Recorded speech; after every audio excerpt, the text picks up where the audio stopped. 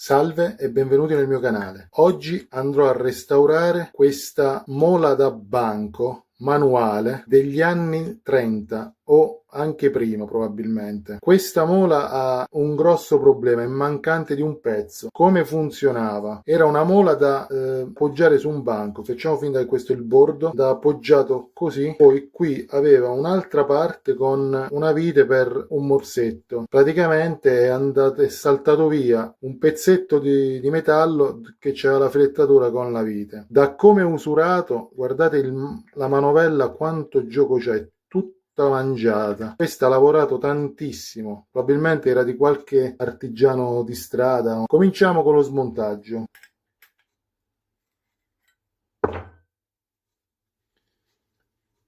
Mettiamo tutto nel contenitore, c'è la sua rondella. Guardate quanto è spesso questo materiale.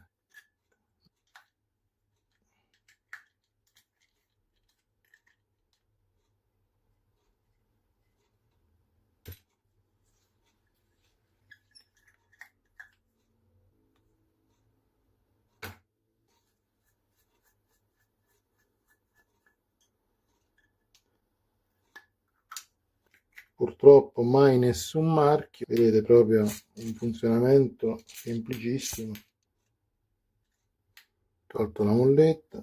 Questa ruota dentata non potrebbe mai uscire, quindi sicuramente il perno è messo a pressione. Adesso do qualche colpetto di martello, vediamo se scende giù.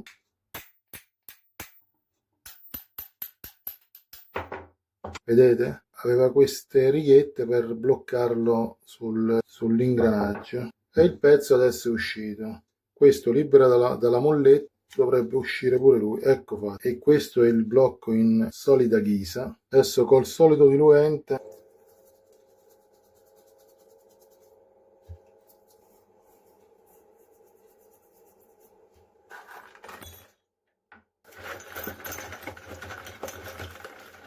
velocizziamo un po' il processo. Adesso devo liberare il pezzo di legno dalla manovella, dovrò limare il bordo e poi uscirà.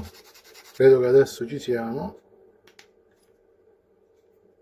Ecco, abbiamo separato il pezzo che andrà ancora ripulito. Come intendo procedere per ripristinare il morsetto andato perso? Ho acquistato un morsetto sempre in ghisa e vedrò di fare un taglio su questo pezzo, poi taglierò questo, li metterò insieme, fatto un solco sulla struttura in ghisa. Questo è il morsetto che prima era arancione, adesso sverniciato. Li andrò ad accoppiare e praticherò un paio di fori per metterci delle viti o dei chiodi in ferro ribattuti. Praticamente sto effettuando una riparazione come sarebbe stata fatta negli anni 30. All'epoca non si saldava la ghisa, quindi preferisco fare una riparazione classica. Ecco qui la riparazione con la tecnica della chiodatura. Ormai è tutto un corpo perché ho fatto dei fori di calibro leggermente minore dei perni e poi ho battuto il ferro, quindi si è incastrato, ma ho dovuto prestare molta attenzione a non esagerare perché altrimenti la ghisa a scarsissima dilatazione si poteva fratturare ulteriormente. Questa è proprio una riparazione come se fosse stata fatta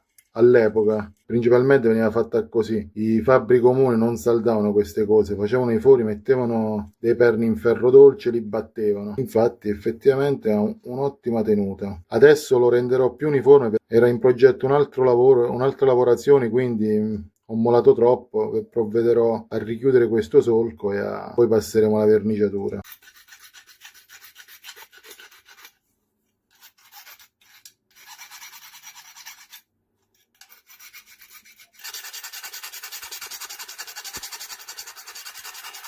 Adesso ha un aspetto migliore.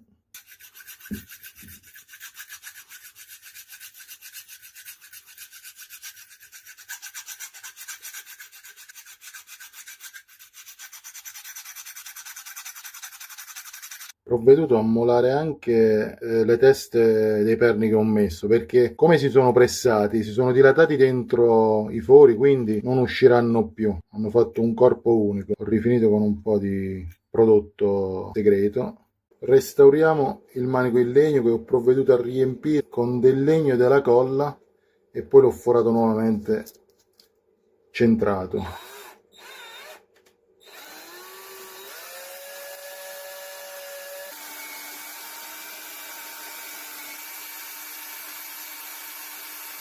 Guardate, adesso ho pulito pure il perno come è centrato. Ci passerò un po', qui era rovinato, ci passerò un po' di cera. Non deve venire perfetto perché comunque deve mostrare il suo aspetto vintage. La pietra ho deciso di pulirla soltanto e lasciarla allo stato come ci è giunta. Ora che è stato tutto ripristinato, il morsetto e tutto, passerò alla verniciatura. Lo farò di un verde bosco. Ecco tutti i componenti ripuliti. Alcuni adesso verranno bruniti.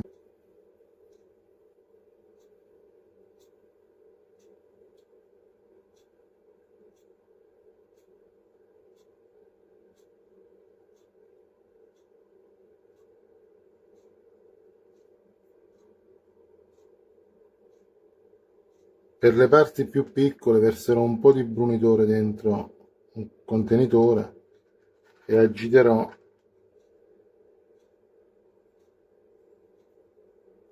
i pezzi dopo la brunitura. Ora passiamo al rimontaggio vero e proprio. Iniziamo dalla manovella. Questo adesso andrà ribattuto. Dopo una prima punzonatura con l'attrezzo, batterò col martello. Ecco, ci siamo. Ha mantenuto un po' il suo aspetto usurato e quasi perfetto, non perfettissimo, ma è cercata la non perfezione in questo caso perché altrimenti sembra inutilizzato, sembra un attrezzo nuovo. Quindi gli diamo un po' di gioco, ma non come mi era arrivato completamente consumato. Adesso passerò anche un po' di cera.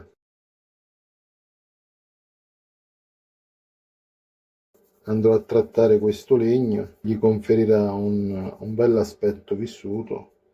Le macchie riaffiorano ma non estremamente vistose. Questo asciugherà subito mentre mi rimonto il resto. Vedete? Restaurato, effetto antico, pronto a conservarsi per altri decenni. Adesso rimonterò il primo ingranaggio. Questo qui, ho messo il suo fermo, già gira. Qui c'è il suo forellino di lubrificazione. Rimontiamo la ruota dentata, il perno dove va avvitato la manovella,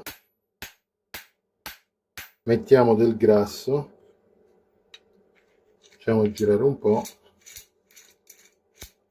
possiamo rimontare il coperchio, ecco, va a pressione e va bloccata con questa vite a un lato. Possiamo riavvitare la sua manovella.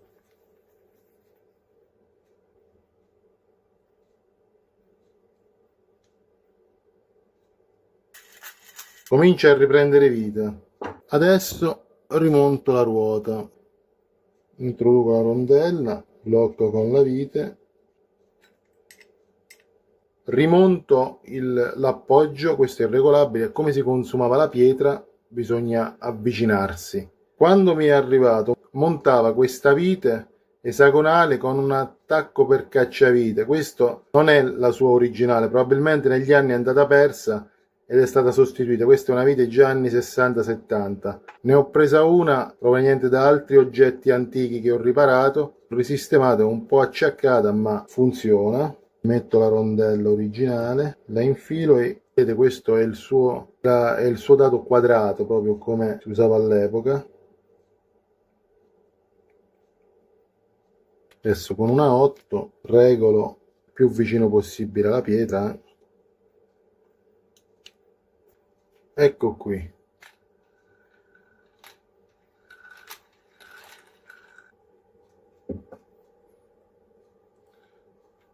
Facciamo un test sul montaggio e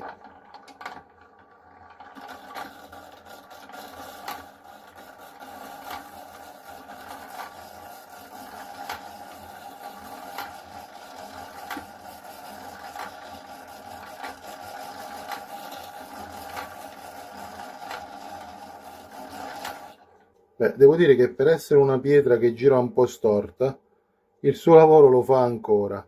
Basterebbe sostituire la pietra con una nuova e sarebbe perfettamente utilizzabile. Se il video ti è piaciuto, mi raccomando, iscriviti al canale, metti un like e condividi. Se ti piacciono i contenuti del mio canale, puoi fare anche una piccola donazione seguendo il link in descrizione. Grazie.